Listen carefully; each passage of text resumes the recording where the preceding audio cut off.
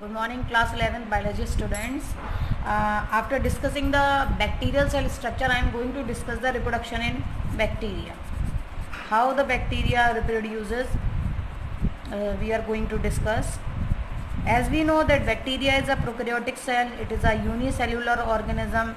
There is no division of male and female, कोई male female नहीं होता. It means commonly bacteria do the asexual reproduction.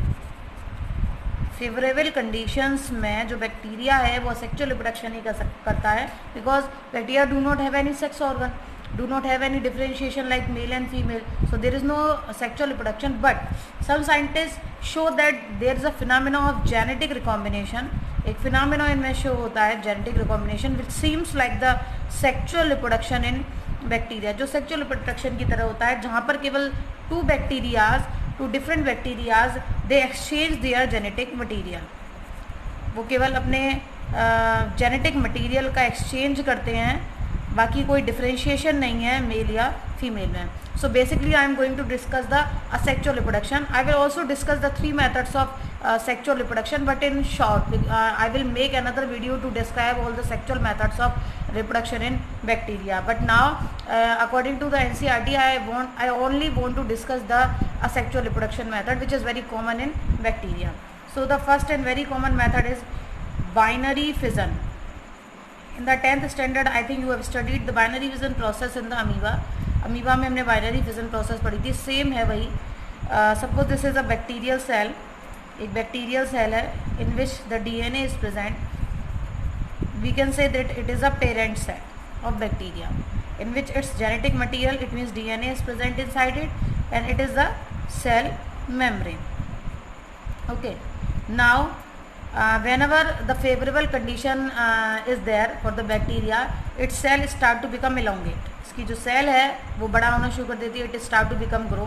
This is known as cell elongation. After increasing its size, this bacterial cell start to make a groove. एक groove, एक constriction बनना शुरू हो जाता है मिडिल में सेल के. It can be said that invagination starts in the cell wall. इसकी जो सेल वॉल है वो इन्वेजिनेट होना शुरू करती है, एक सेप्टम, एक डिवीज़न बनाना शुरू कर देती है. This is the starting of a septum. एक तरीके से ट्रांसवर्सली वो दो पार्ट में डिवाइड होने जा रही है. When this constriction start to make in this bacterial cell, the genetic material also become start to elongate, also become start to differentiate और डिवाइड इनटू टू पार्ट. जैसे सेल भी दो पार्ट में शुरू होना शुरू करती है, इस तरह से इसका जो जेनेटिक मटीरियल है वो भी डिस्ट्रीब्यूट होना शुरू कर देता है. After some time this septum completely divide the bacteria into two cell. ये जो सेप्टम है वो बैक्टीरिया को फुली दो पार्ट में डिवाइड कर देता है and their genetic material also divide into two part. And finally two bacterial cells are formed by one parent bacteria. Finally दो डॉटर बैक्टीरिया बन जाते हैं by the binary fission. This is a very common process of reproduction in the bacteria. It was considered, it was seen in many experiment that bacterial cell do this process very rapidly, बहुत जल्दी कर लेती है. And every fission, हर एक ये सोचा जाता है हर एक 20 से 30 मिनट के बाद में, after every 20 to 30 minute bacteria cell start to do the binary fission. हर एक जो बैक्टीरिया सेल है वो 20 से 30 मिनट के बाद में अपने आप को डिवाइड करना, अपने आप का बाइनरी फिजन करना शुरू करती है. And according to one estimate, एक एस्टिमेट के अकॉर्डिंग हर एक 6 आवर्स में लगभग नई 2,50,000 बैक्टीरियल सेल बन जाती हैं. कभी कभी कुछ बच्चों के दिमाग में ये आता है, और हो सकता है आपके भी आ रहा हो जब आप ये वीडियो देख रहे हो, ma'am it seems like a mitotic division. ये एक तरीके से ऐसा लग रहा है जैसे माइटोसिस हो रही है और माइटोसिस से एक पेरेंट सेल डिवाइड होकर दो डॉटर सेल बना रही है. But actually it is not similar to the mitotic division, because if you remember this thing, in mitotic division when the genetic material divide into two part, जब genetic material दो part में divide होता है, एक side और दूसरी side में, तो वहाँ पर उसको कौन कैरी करके रखता है? Spindle fibres. ये स्पिंडल फाइबर्स होते हैं जो उनको कैरी करके रखते हैं और उनको दो पार्ट में, आधे एक सेल में पहुंचा देते हैं, आधे एक सेल में पहुंचा देते हैं. But there is a speciality in the binary fission, there is no spindle formation. यहाँ पर कोई भी स्पिंडल फॉर्मेशन नहीं हो रहा, ऑटोमेटिकली बस आधा जेनेटिक मटेरियल एक डॉटर सेल में चला जाता है और आधा एक में चला जाता है. So if anyone ask to you that what is the difference between the binary fission and the mitotic division, the answer is that there is no spindle formation in the binary fission. So this is the difference between mitosis and binary fission. Now I am going to discuss the next method, that is budding. Now the next method of reproduction in bacteria, that is budding. Okay. Normally you have studied the budding process in yeast or in hydra, but there are some bacteria. I am giving you some examples like Hyphomicrobium bacteria, and there is another bacteria, Rhodomicrobium. These are some bacteria which are showing the sexual method of reproduction as budding. जो budding की को show करते हैं asexual method of reproduction में. Actually it is not very common in the bacteria, but some special type of bacteria show this type of process. In this process the bacterial cell start to produce a outgrowth. Bacterial cell एक outgrowth बनाना शुरू कर देती है. It start to occur in the favorable condition. Okay, when this bud start to grow and increases its size, automatically a constriction like the binary fission, एक septum बन जाता है binary fission में जैसे बनता है, and this bud separates from the main cell. और ये जो bud है वो main cell से क्या हो जाती है, separate हो जाती है. It means it is same like as in bacteria and hydra, जैसे sorry in yeast and hydra, जैसे ईस्ट और हाइड्रा में होता है उसी तरीके से होता है. और यहाँ भी सेम प्रोसेस है. It may be possible that bacteria produces more than 2 buds, एक से ज़्यादा बड्स वो प्रोड्यूस कर दे. तो it depends on the condition that one bud is produce और 2 bud is produce, but it is same like hydra and yeast. Firstly outgrowth is produced, that is known as bud, and after maturation when this bud become mature, then there is a formation of constriction between the bud and the parent cell. Bud is separated from the bacteria, parental bacterial cell, and start to make or start to develop as a new bacterial cell. This is the another method. And a very important another method of asexual reproduction in bacteria is that endospore formation. ये देखा जाता है काफ़ी bacteria में. It mean सबसे common है binary fission. उसके बाद अगर हम देखें तो endospore formation and enlarge budding. बहुत कम केसेस में बडिंग हमें देखने को मिलती है. तो हम डिस्कस करेंगे अब endospore formation. Endo means inside, spore means a small asexual reproductive body. एक असेक्सुअल रिप्रोडक्टिव बॉडी बन रही है कहाँ, बैक्टीरियल सेल के अंदर. This is called endospore formation. अब मैं ज़्यादातर अगर आपको बताऊँ तो 2 कैटेगरी के बैक्टीरिया हैं, बेसिलाई बैक्टीरिया में और क्लोस्ट्रीडियम की कई स्पीशीज़ में. ये 2 कैटेगरीज हैं जहाँ पर एंडोस्पोर फॉर्मेशन देखा जाता है. अब होता क्या है endospore formation?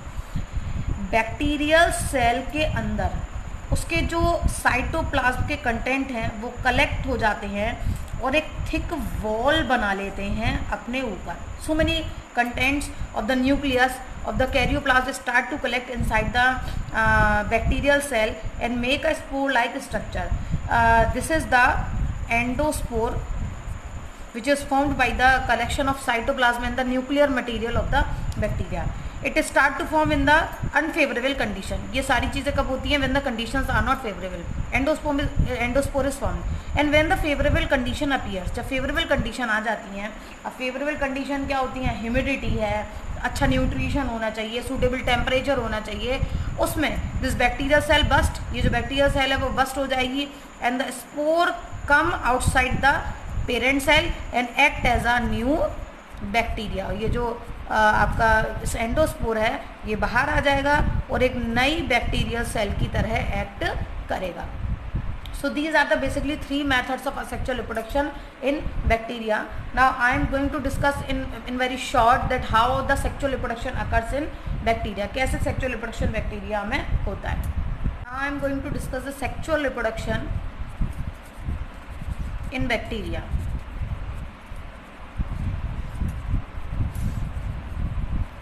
As I have already told you that there is a specific word used in case of bacteria for the sexual reproduction, that is genetic recombination. It means there is only exchange of genetic material, there is no male or female. As whenever we have studied that sexual reproduction, then 2 concepts come in our mind, that male and female gametes are formed and then they fuse together, then make a new organism. यही concept हमारे दिमाग में रहता है जब हम sexual reproduction पढ़ते हैं कि gametes बनेंगे, मेल और फीमेल वो फ्यूजन करेंगे, जाइगोट बनेगी, नया ऑर्गेनिज्म बनेगा. लेकिन बैक्टीरिया के केस में ना तो कोई गैमीट बनता है ना कोई फ्यूजन होता है, केवल क्या होता है, एक्सचेंज ऑफ जेनेटिक मटेरियल, उनके जेनेटिक मटेरियल का एक्सचेंज होता है। ठीक है, अब मैं एक एग्जांपल देती हूँ एक्सचेंज से मतलब क्या है, आपके बार बार दिमाग में आ रहा होगा, what is genetic exchange. Suppose this is my DNA and this is yours DNA. Okay, when these DNA, both DNA exchange their genetic material. Suppose half part of your DNA come in my DNA and join it, and my half DNA come in your DNA. It means there is exchange of genetic material.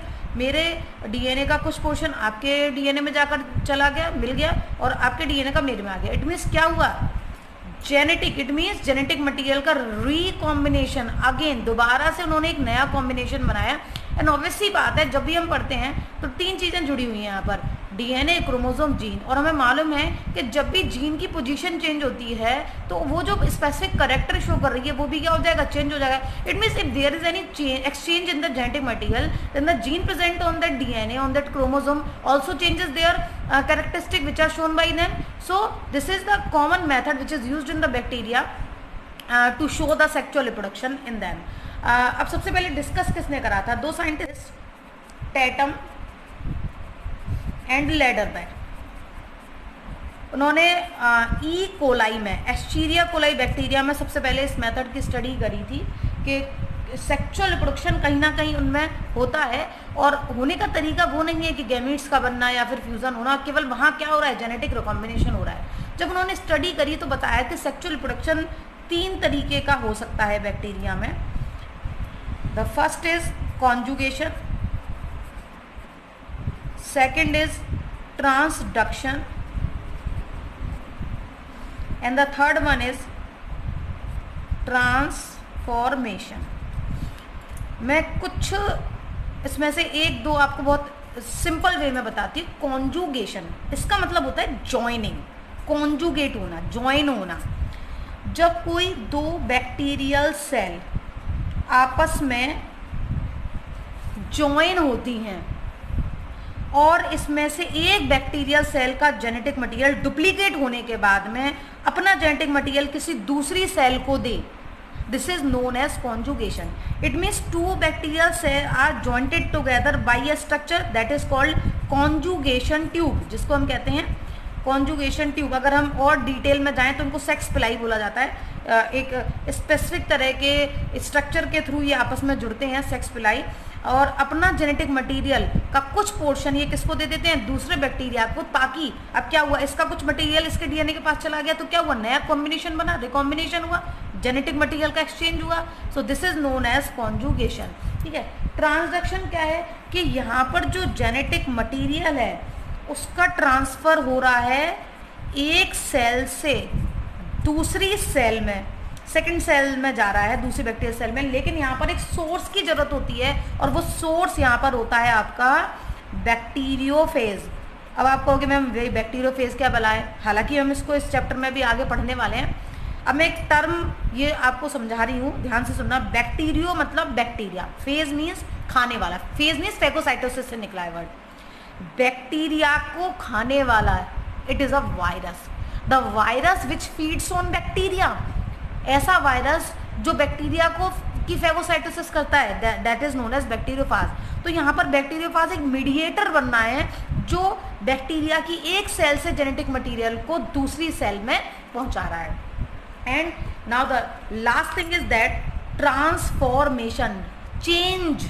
Transformation मतलब change हो जाना, totally change हो जाना, this is known as transformation. यहाँ पर क्या होता है कि यहाँ पर बैक्टीरिया की जो सेल है उसके जेनेटिक मटेरियल को बाहर निकाला जाता है, सेल की लाइसिस कर देते हैं, सेल वॉल को तोड़ देते हैं, बहुत सारे एंजाइम्स होते हैं। अभी हम 12th स्टैंडर्ड में जब बायोटेक्नोलॉजी पढ़ेंगे तो बहुत डिटेल में इसको पढ़ने वाले हैं, ट्रांसफॉर्मेशन को। सेल की लाइसिस हो जाती है जिससे क्या हो गया, DNA फ्री हो गया, नेकेड हो गया, उसके ऊपर कोई भी कवरिंग नहीं है, और तब इस DNA को किसी दूसरी सेल में ट्रांसफर किया जाए, this is known as transformation. And obviously बात है, किसी एक सेल से निकला DNA जब किसी दूसरी सेल में जाकर उसके DNA से मिलेगा तो क्या हो जाएगा, टोटली चेंज हो जाएगा। So this is known as transformation. So these are the methods of sexual reproduction in bacteria. Now I am going to discuss a small topic also which is related to this kingdom Monera, that is mycoplasma. Now I am going to discuss the next topic that is mycoplasma. अब ये क्या है भाई, simple सी definition निकालें, it is the smallest living cell without cell wall. सबसे छोटी living cell है जिसमें सेल वॉल प्रेजेंट नहीं होती है। एक बार क्या हुआ, once the Pasteur was studying on the disease that is pleuropneumonia. Pleuropneumonia पे स्टडी कर रहे थे पास्चर, कैटल में होने वाली एक डिसीज़ है। तब उन्होंने देखा एक बहुत छोटा ऑर्गेनिज्म है जो इस डिसीज़ को करता है, जो इस डिसीज़ का कॉजिंग एजेंट है, इसीलिए उन्होंने इसको एक नाम दिया प्यारा सा PPLO। बहुत आता है क्वेश्चन, ध्यान रखना। That means pleuropneumonia, pleuropneumonia like organism. अब है क्या, ये दिखता कैसा है, ये बात करते हैं। Outer membrane is a cell membrane, cell wall तो होती नहीं, तो क्या प्रेजेंट है भाई, सेल मेम्ब्रेन प्रेजेंट है।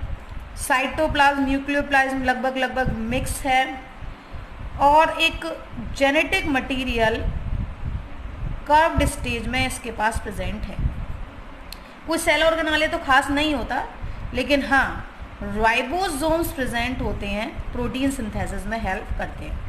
These are the ribosomes, this is the genetic material. अच्छा, जेनेटिक मटेरियल की फॉर्म में इसमें DNA भी मिलता है आपको और RNA, लेकिन परसेंटेज DNA का ज़्यादा होता है यहाँ पर। And this is simply the cell membrane. Cell wall is absent, cell wall नहीं होती है। खास बात जो उसका खास फीचर है, ये एक फिनोमेना शो करता है, बहुत ध्यान से सुनिएगा, प्लियोमॉर्फिज्म। It means it is found in the atmosphere in many forms. Morphism means morphology. अगर हम बाहर से अगर इसे एनवायरमेंट पे स्टडी करना चाहें, देखना चाहें, तो डिफरेंट फॉर्म्स में सर्कुलर भी मिलता है, ट्रायंगुलर भी मिलता है, लाइक अमीबा, बहुत तरह की फॉर्म में ही हमें देखने को मिल जाएगा। ठीक है, और ख़ास बात, it is present in the hot springs. Hot springs में भी सर्वाइव कर जाएगा। थर्मल पावर प्लांट्स में जो एक्सट्रीम वाटर प्रेजेंट होता है उसमें भी सर्वाइव कर जाएगा। सॉइल में भी प्रेजेंट होता है, सीवेज वाटर में भी प्रेजेंट होता है। इट मीन्स बहुत सारे प्लेसेस पर हम देखने को मिल जाएगा। और उसके साथ सबसे इम्पॉर्टेंट थिंग, ह्यूमन बॉडी के अंदर भी पैथोजन का काम करता है, एनिमल्स के अंदर भी पैथोजन का काम करता है, और प्लांट्स के अंदर भी। It means it is pathogenic to human, animal and plant also, सबके लिए पैथोजेनिक है। उसके बारे में एक खास चीज़ और बोली जाती है, it is a link between bacteria and virus. दोनों के बीच का लिंक है। It means it has some character of virus and it has some character of bacteria, that's why it is known as the link between virus and bacteria. Virus और bacteria के बीच का link किसको बोला जाता है। अब रिप्रोडक्शन की बात करें तो reproduction just same like bacteria. Bacteria की तरह, जैसे बैक्टीरिया बाइनर फिजन करता है, जैसे बैक्टीरिया बडिंग करता है, उसी तरीके से ये भी जो है वो अपना रिप्रोडक्शन करता है। अब ह्यूमन में क्या ये प्रॉब्लम क्रिएट करता है, if it infects a human being, अगर एनी हाउ ये हमारी बॉडी में चला जाए तो हमारे कई सिस्टम को अफेक्ट कर सकता है। हमारा रेस्पिरेटरी सिस्टम, हमारा सेंट्रल नर्वस सिस्टम, हमारा urinogenital system. It means very harmful for us, हमारे लिए बहुत हार्मफुल है। अभी मैंने कैटल में, एनिमल में तो बताया प्लूरोनिमोनिया करता है। अब प्लांट में अगर ये एंटर हो जाए तो प्लांट के लिए इतना पैथोजेनिक है ये कि it can disbalance the harmonic impact. Hormone की जो अमाउंट है, हार्मोन का जो इम्पैक्ट है प्लांट के ऊपर, क्योंकि हार्मोन मतलब बहुत इंपॉर्टेंट केमिकल्स है प्लांट के लिए, उसकी फंक्शंस को कंडक्ट करते हैं, हेल्प करते हैं उसकी ट्रॉपिज्म मूवमेंट्स में, उनको इम्बैलेंस करता है, जिससे प्लांट की मूवमेंट्स भी अफेक्ट हो सकती हैं। So this is the last concept of the kingdom Monera. Next time I am going to discuss the kingdom Protista. So till then, goodbye, have a beautiful day.